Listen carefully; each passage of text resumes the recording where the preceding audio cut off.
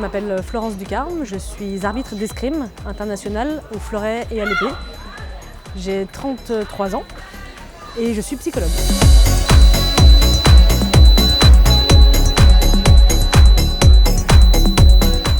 Quand j'étais jeune, j'ai un peu tourné au niveau national, j'ai fait quelques circuits européens également. On a été champion de France par équipe avec mon club.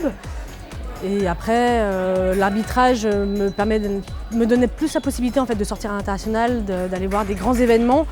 Et donc j'ai préféré me tourner vers l'arbitrage. J'avais pas suffisamment un bon niveau pour pouvoir aller plus haut en tant qu'athlète.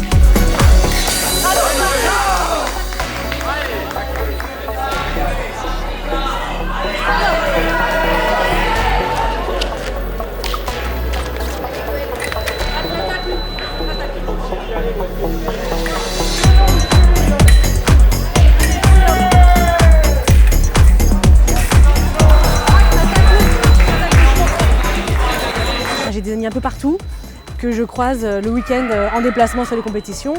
Ça permet aussi de voyager dans des coins. Juste avant le Covid, j'étais à Bangkok. Là, la semaine prochaine, je serai en Pologne. Après, je vais en Serbie. Il y a sans doute une possibilité que j'aille en Chine l'été prochain. Et puis après, dans l'arbitrage en tant que tel, ce que j'aime, c'est le stress que ça procure. Et ce sentiment-là aussi de devoir être là et de ne pas se tromper, c'est aussi quelque chose d'un peu galvanisant.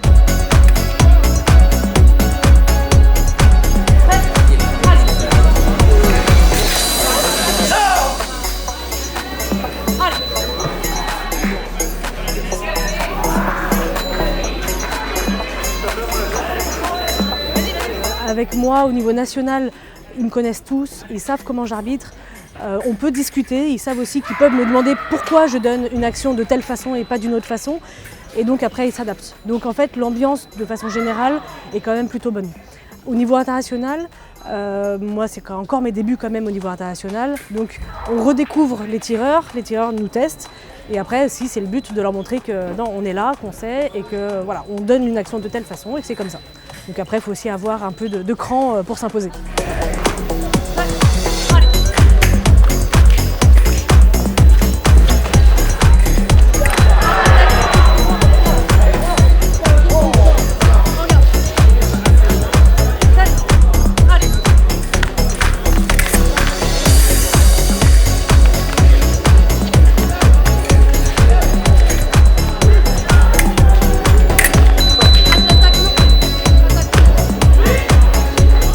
Alors oui, effectivement, c'est très chronophage. Après, c'est aussi un choix, c'est-à-dire que je ne suis pas obligée de partir en compétition tous les week-ends, mais j'aime ça en fait. Et donc des week-ends sans escrime pour moi, c'est ennuyant. Donc effectivement, je suis en déplacement très souvent. C'est un peu plus compliqué quand ces déplacements sont à l'international et donc il faut pouvoir poser des jours de congé sur les vendredis, sur les lundis ou même parfois sur toute une semaine ou plus.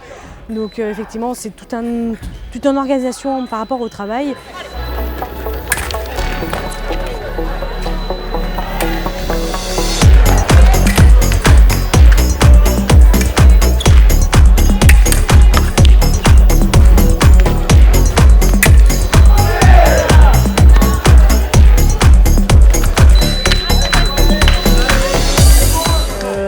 JO de 2028, donc juste après Paris. Paris, c'est super bien, c'est une chance, je pense que ça va être extraordinaire. Mais en tant que Française, en fait, on a des places dédiées pour ça. Donc tout le monde ne va pas arbitrer à Paris, mais on a quand même un peu plus de place. Donc ce sera un premier Graal à atteindre et c'est clairement une chance. Je pense que de pouvoir être désigné par la Fédération internationale pour aller à Los Angeles sur ces JO suivants, ce sera vraiment une très grosse reconnaissance.